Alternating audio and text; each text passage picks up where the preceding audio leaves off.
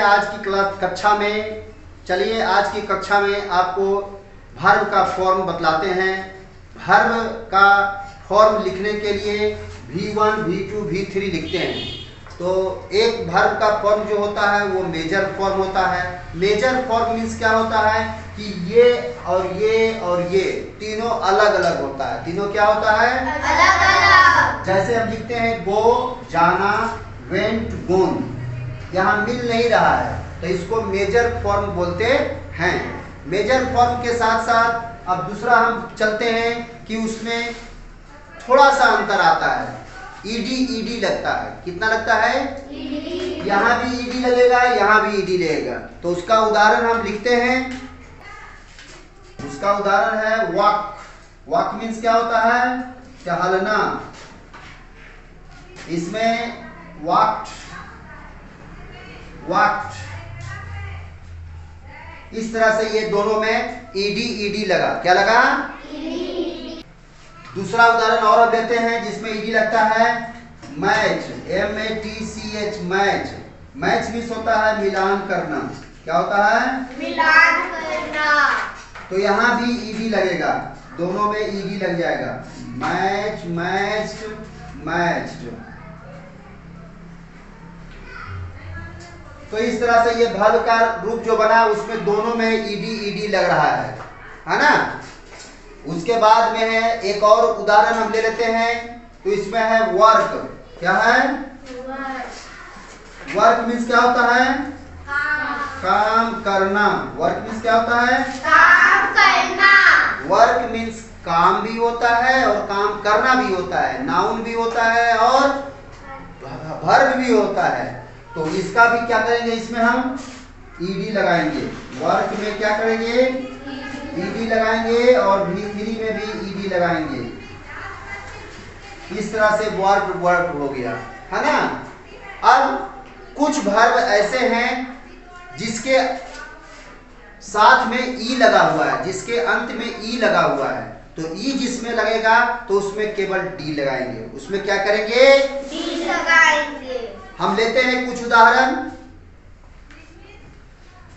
पहले इसको इरेज कीजिए।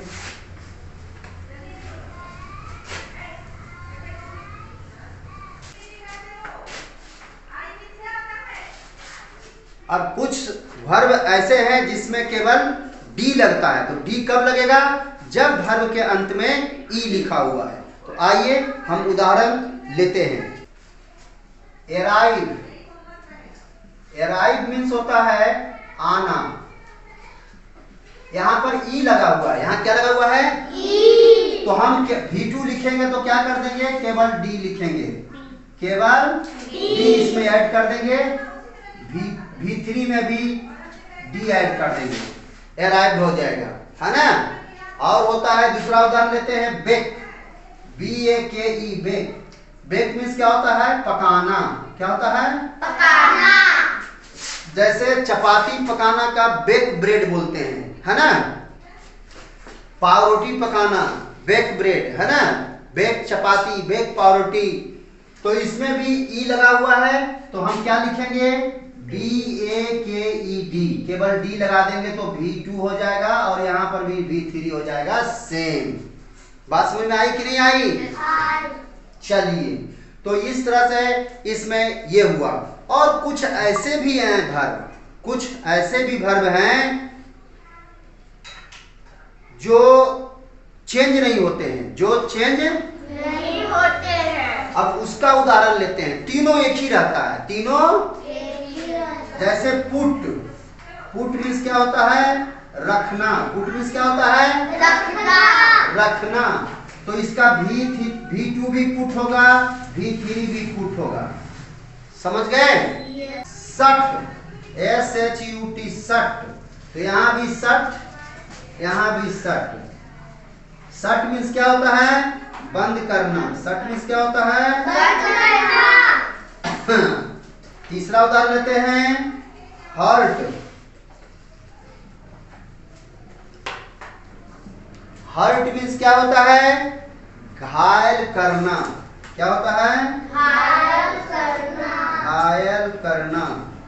चोट पहुंचाना, तो यहाँ पर भी हर्ट और ये हर्ट। तो इस तरह से आप लोग देखें कि एक वर्ब का प्रकार होता है वो मेजर होता है, यानी तीनों अलग अलग होता है।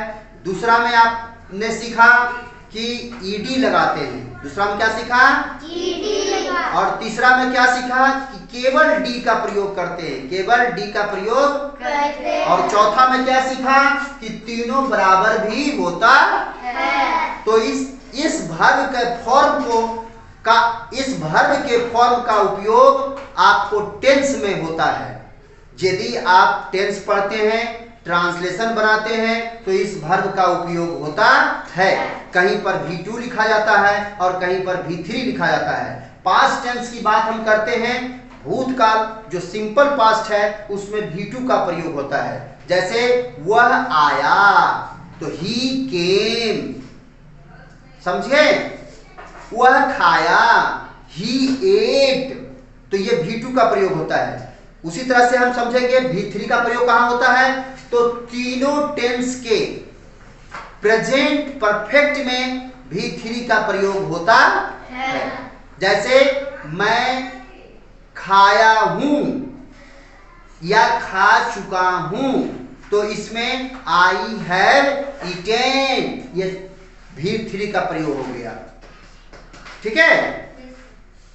और इसमें किसी किसी बुक में V4 भी होता है और V5 होता है। V4 में SES का प्रयोग होता है और V5 में ING का प्रयोग होता है। तो मेन रूप से आपको वर्ब का तीन ही रूप को ज्यादा पढ़ना है, याद करना है, समझना है। ये काफी जरूरी है, तो इसलिए इसको आप लोग लिख लेंगे और याद करेंगे, ताकि आने वाला दिन में आपको ट्रांसलेशन बनाने में दिक्कत नहीं हो और ग्रामर का नियम आपको सही से समझ में आ सके।